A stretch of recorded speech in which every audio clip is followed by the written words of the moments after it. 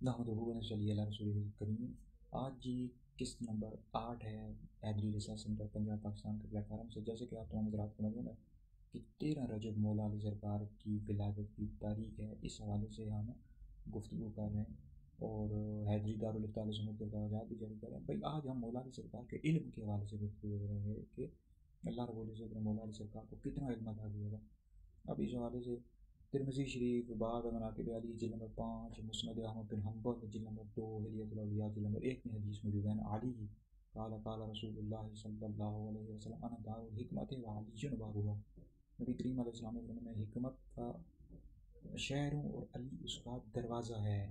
اچھا اس طرح مستدرک حاکم جلد نمبر 3 میں مسند الفردوس جلد نمبر 1 میں حدیث موجود ہے۔ عن ابن عباس قال قال رسول اللہ صلی اللہ علیہ وسلم انا مدینۃ العلم و علی بابها فمن اراد المدینۃ فلیأت الباب، کہ میں علم کا شہر ہوں، علی اس کا دروازہ ہے، جو شہر میں داخل ہونا چاہتا ہے وہ دروازے سے ہے۔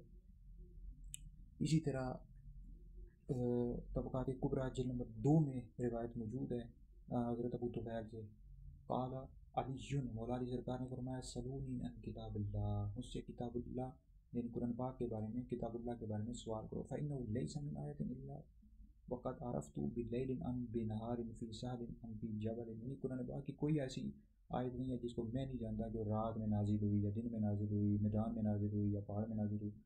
اب صحابہ کے نزدیک مولا علی کا علم یعنی صحابہ کے حوالے سے کیا فرمایا کرتے تھے، جیسے عبداللہ ابن مسعود کا فرمان ہے ہلیۃ الاولیاء میں ان علی عنده علم الظاہر والباطن، کہ بے شک مولا علی کے پاس علم ظاہر بھی ہے اور علم باطن بھی ہے۔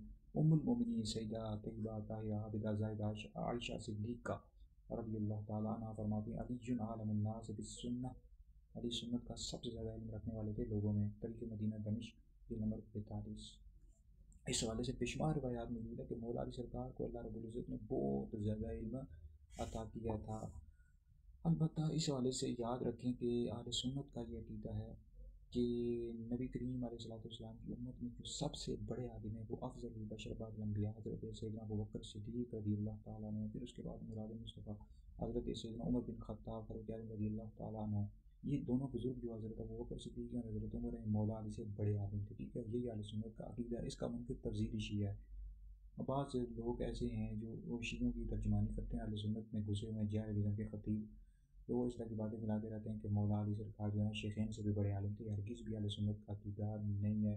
جو حضرت نے حیدری دارالفتہ علیہ سنت کا فتویٰ بھی جاری کر دیا اور مزید ویڈیوز بھی جاری کر دی ہیں۔ تو یہ دونوں بزرگ ابوبکر عمر مولا علی سے بڑے عالم تھے، اور اہل سنت کا یہ عقیدہ کہ انبیاء کے بعد سب سے افضل حضرت سیدنا ابوبکر صدیق ہے، دوسرا نمبر حضرت عمر کا ہے، تیسرا نمبر حضرت عثمان غنی کا، اور مولا علی سرکار کا چوتھا نمبر ہے۔ ٹھیک ہے جی۔ تو باقی مولا علی سرکار کے فضائل اور مناقب اور خصائص کے حوالے سے ہم اگلی آنے والی قسطوں میں تفصیل کے ساتھ گفتگو کرتے رہیں گے۔